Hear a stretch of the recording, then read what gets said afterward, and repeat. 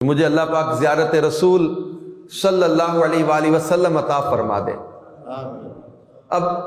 زیارت کے لیے یہ میں آپ کو ضرور عرض کروں گا کہ آپ کو اپنے اندر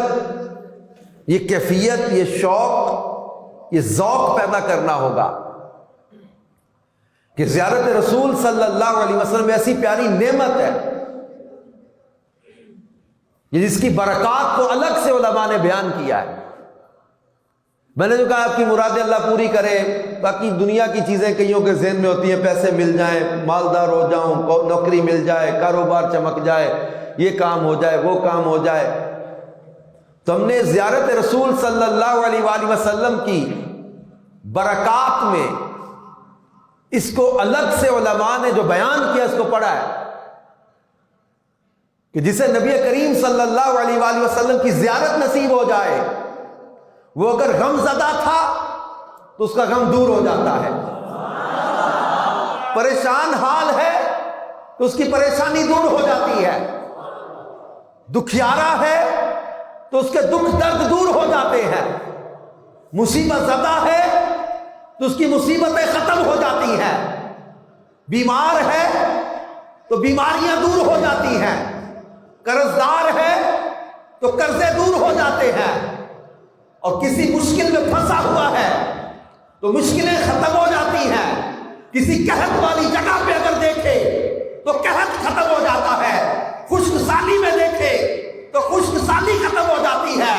بلکہ یہاں تک جو ہے وہ علماء نے لکھا ہے کہ رسول پاک صلی اللہ علیہ وسلم کی زیارت کی برکات میں سے ہے کہ اگر کسی تکلیف میں ہے زیارت کرنے والا تو اس کی تکلیف ختم ہو جاتی ہے، کسی مصیبت میں ہے تو مصیبت دور ہو جاتی ہے، قرضے میں ہے تو قرضے دور ہو جاتے ہیں، کسی دکھ میں ہے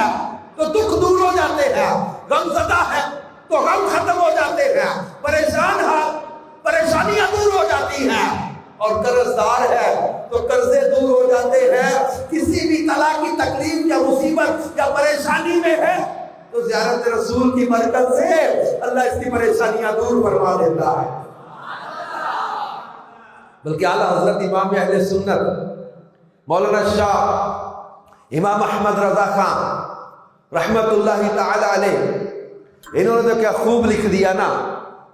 اعلیٰ حضرت کہتے ہیں ان کی مہک نے دل کے غنچے کھلا دیے ہیں،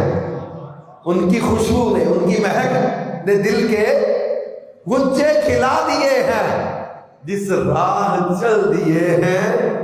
کوچے بسا دیے ہیں، میرے کریم سے گر قطرہ کسی نے مانگا دریا بہا دیے ہیں، در بے بہا کیے ہیں،